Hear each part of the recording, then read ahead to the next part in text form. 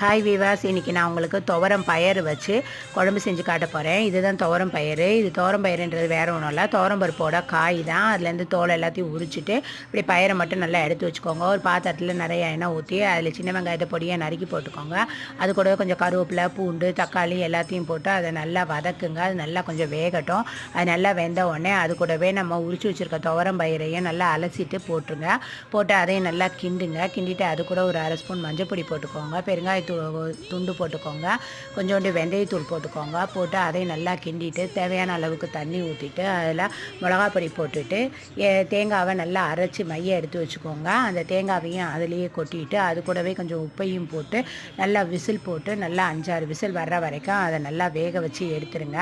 அதுக்கப்புறம் ஒரு பாத்திரத்தில் எண்ணெய் ஊற்றி அதில் சின்ன வெங்காயத்தை பொடியை நறுக்கி போட்டுட்டு அது ப்ரௌன் ஆனவுடனே அதையும் வதக்கி இதில் கொட்டிட்டிங்கன்னா இந்த டிஷ் ரெடி ஆகிடும். இது எப்படி இருக்குன்னு ட்ரை பண்ணி பாருங்கள்.